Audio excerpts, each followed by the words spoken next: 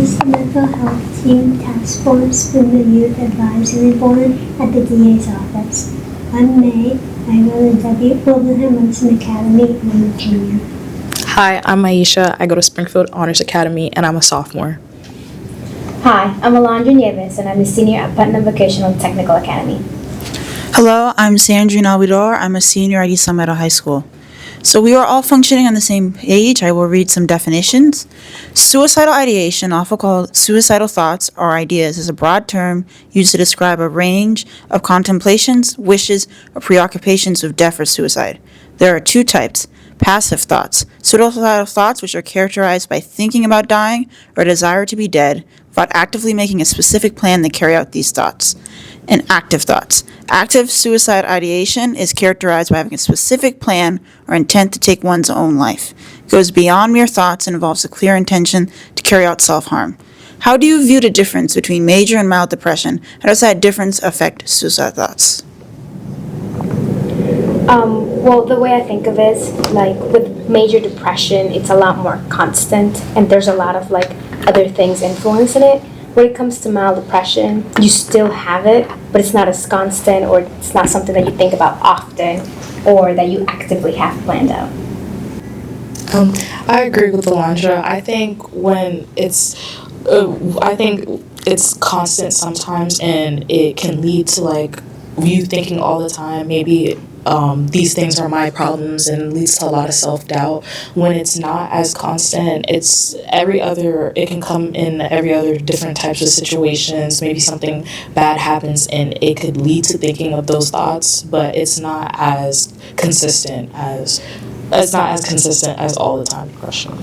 Yeah, and so depression has varying symptoms, and so suicide can be one of them, but people can have depression without any suicidal thought.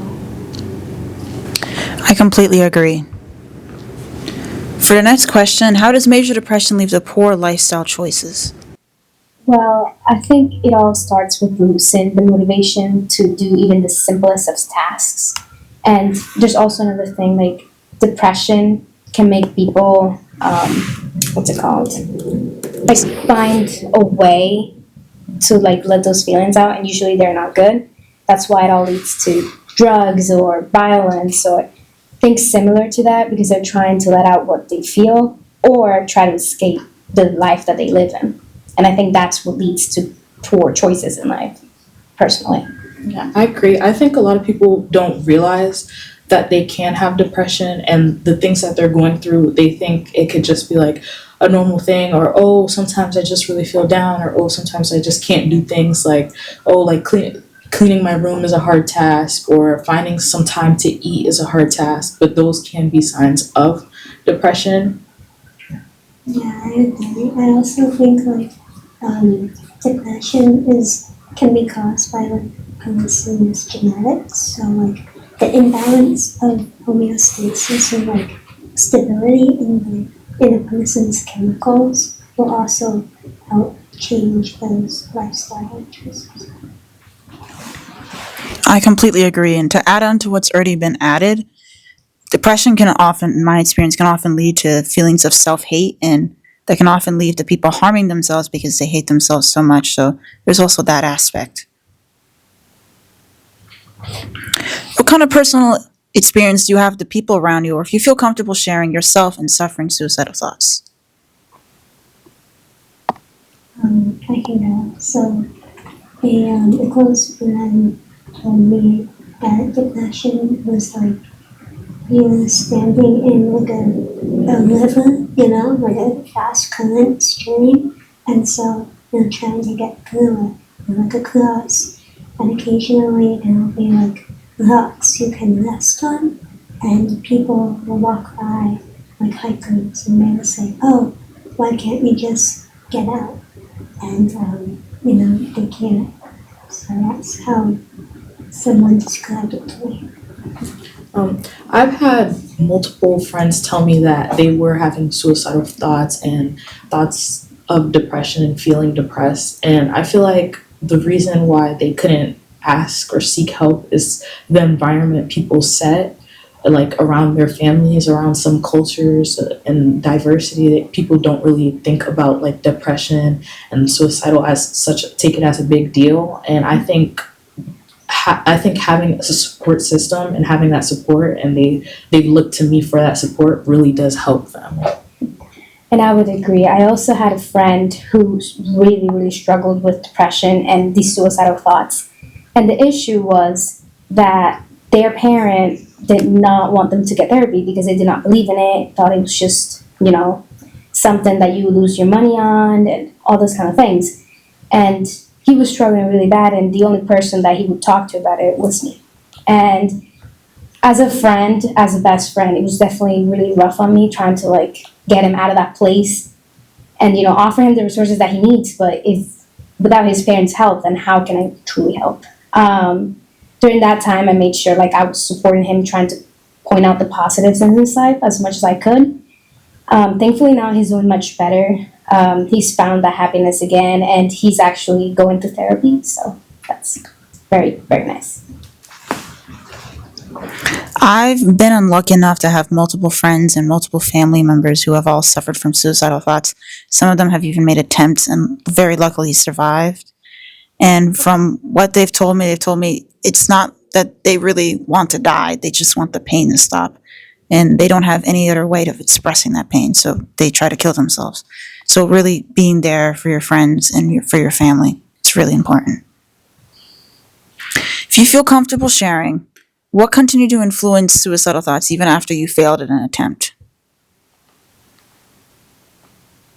I don't have a personal experience with like suicidal thoughts or anything like that, or committing one. But I would argue like one of the biggest things obviously is your mental health, like your depression. And if you fail, then you're gonna feel like a failure after that. And so you're gonna want to redo it again to make sure like you actually succeed. Yeah, I agree. I feel like I feel like failing an attempt, adding on top of the stress you're already going through, I think it would just put you into. I think it would just have your mind boggled, because you're trying something, you're trying to end your life, and you failed at that, and you already feel like you're failing at life in itself. So failing in trying to end your life, I think it would just lead you down an even worse path. Yeah, I agree. I don't think it's like really one's lifestyle, but just the way and thinking and the way that they think and program to think after attempting. I agree completely. I feel like that after a suicide, then people who have tried to commit suicide, often they still have the issue there, so they feel like they're going to try again and probably again until they either succeed or they end up in the hospital and they finally get some help. What are some suicidal tendencies you can notice in other people, and how can you help? So some of the tendencies, first of all, the big one, motivation. Another one would be pulling away / distancing yourself from people, including friends, family, teachers that you're close to. Another thing would be like never wanting to hang out with other people, or do things, normal things you usually do every day. And another one that I've noticed is also talking badly about yourself, like kind of in a joking manner, but sometimes they're not joking, they really mean it. Yeah, I agree. A lot of the times, it's like that I've noticed, it's withdrawing from people and your friends, and like making more of like sarcastic jokes. And I've noticed this from like people who have reached out to me and told me about their suicidal thoughts, that they say these things in a joking manner, so it doesn't come off as serious as it should be, but it should be taken as serious. Even, okay, once or twice they make a joke, but if it's a consistency on these jokes, and they're pulling away, and they're having lack of motivation, and they just don't seem like a person who's functioning normally in a life, I think that's one of the signs. Yeah, I agree. I think disassociation and lack of or motivation with like motivation is like a key. Like top one. I would say for one way to help, it would be, being understanding, showing empathy and kindness. They need it.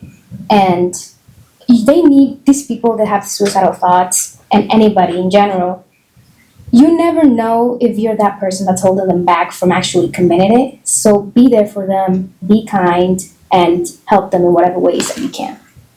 Yeah, I think it's big to have a support system, even if you think that like nobody here cares about you, nobody in this world cares about you. There's always a person out there who cares, even if they don't know you. Somebody will reach out and somebody will care for you.